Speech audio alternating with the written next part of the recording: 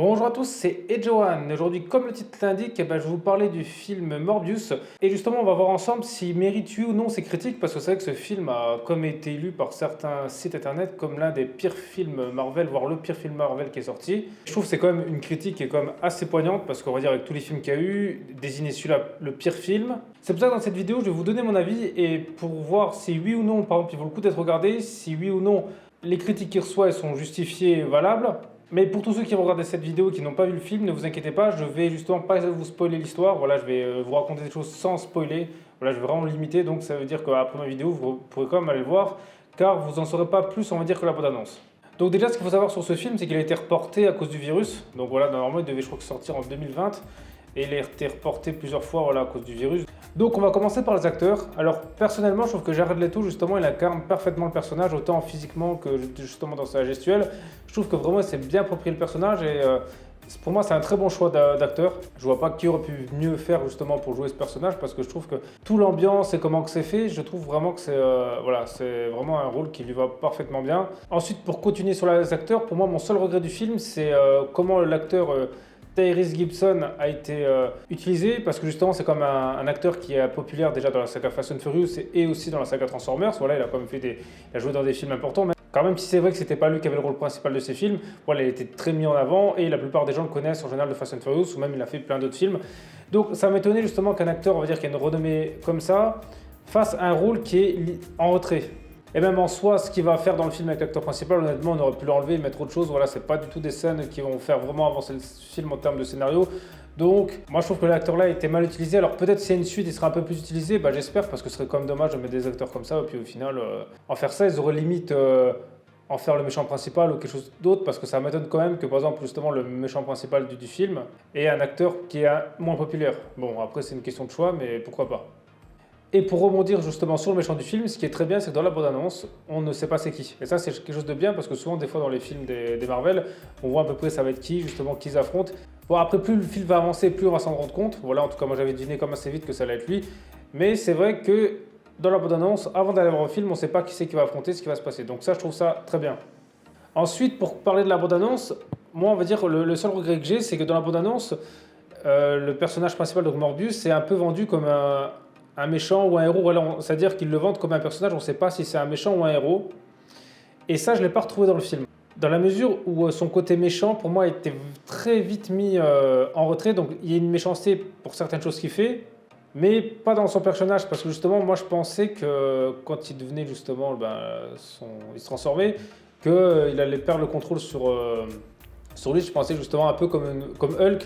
Mais en fait, c'est un peu plus compliqué que ça. Donc c'est pas que là-dessus, pour moi, justement, sans trop rentrer dans les détails, c'est le petit truc pour moi qui a été un peu dommage. C'est que je pense que s'ils avaient vraiment exploité ce côté-là, ça aurait été quelque chose d'original parce qu'il n'y a pas vraiment de film avec des héros qui a le côté justement où il est méchant et gentil, où on ne sait pas vraiment, voilà, on sait pas vraiment si c'est un méchant ou gentil. Parce que certes, c'est un peu comme avec Venom. Venom de base c'est un méchant, ils ont essayé de le faire un peu plus gentil. Donc je pense qu'ils ont un peu le même problème là. Et je pense justement que ça aurait été pas mal vraiment d'exploiter ça à fond parce que ça aurait pu donner une nouvelle dimension à des films comme ça qui justement en général sont un peu trop classiques et prévisibles.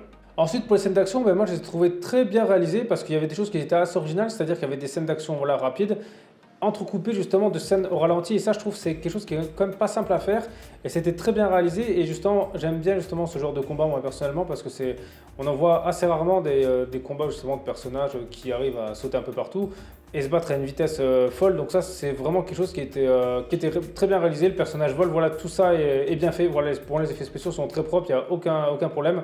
Après, en termes de bande-son, c'est vrai que là, j'avoue qu'il n'y a aucune musique qui me reste en tête. Donc là, ils n'ont pas fait vraiment un vrai effort. À mon avis, ils ont dû faire une bande-son pour en faire une. Mais voilà, c'est pas là-dessus qu'ils se sont dit, allez, on mise le paquet. Voilà, la bande-son, honnêtement, je ne peux pas vous citer Là, vous me faites écouter une musique qu'il y a eu dans le film, je ne peux pas vous dire si elle était ou pas. Ensuite, le scénario. Alors, c'est vrai que le scénario.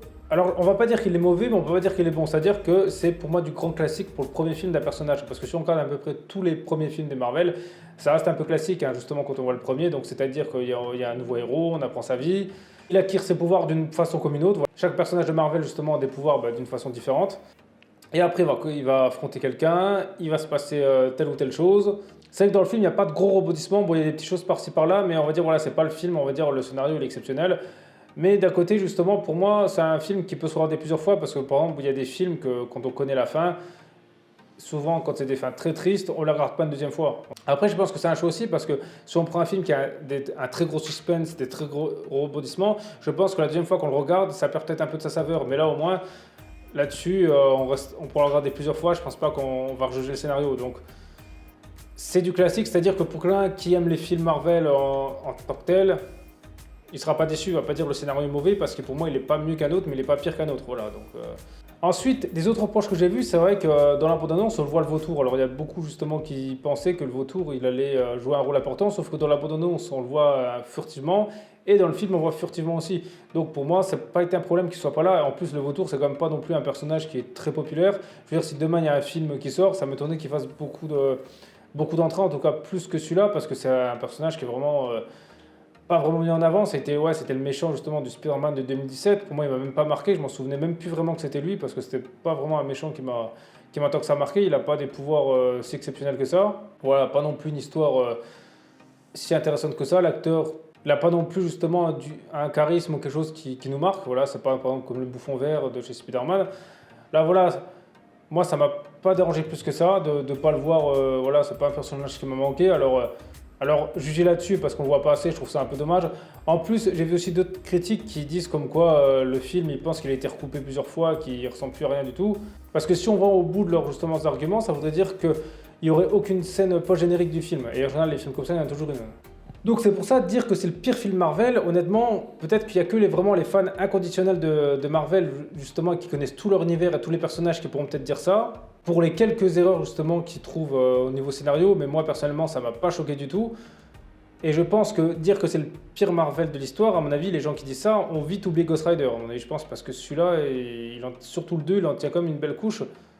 Et après, justement, pour les autres gens, par exemple, qui aiment bien les films Marvel, mais qui ne sont pas des très gros fans ou qui ne connaissent pas tout sur le bout des doigts, ou les gens qui aiment bien les films d'action, ben moi, je pense que vous ne serez pas déçus. Certes, c'est peut-être pas non plus le film qui va révolutionner votre vie, mais se regarde, et je pense qu'à la fin, vous ne serez pas déçus, parce que si vous avez aimé tous les films dans le genre-là, voilà, par exemple comme Venom, ou même... par exemple, justement, si vous avez aimé les films de genre-là, si par exemple vous avez aimé Venom, bah, je pense que justement, ce film vous plaira, parce que ça reste dans la même lignée. Les acteurs jouent bien, les effets spéciaux sont bien faits, il n'y a pas de gros défauts du film. Voilà, pour moi, ça reste un bon film. Je ne sais pas pourquoi il a pris une critique comme ça m'a quand même un peu étonné de voir ça. Mais bon, dans l'ensemble, si vous hésitez à aller le voir parce qu'à cause des critiques, eh ben justement, moi je vous conseille justement de pas les écouter et vous verrez que vous ne serez pas déçus. Et vous verrez que les critiques sont peut-être injustifiées, vous verrez que certes, c'est pas non plus le meilleur film de tous les temps, mais que c'est pas un film qui mérite autant de critiques. Donc voilà, après justement, dites-moi dans les commentaires justement votre avis de ce film, s'il y a des choses que justement vous n'êtes pas d'accord avec moi, ou vous êtes d'accord avec moi. Et sinon, merci à tous d'avoir regardé cette vidéo, c'était Age1, on se retrouve très vite pour une prochaine vidéo.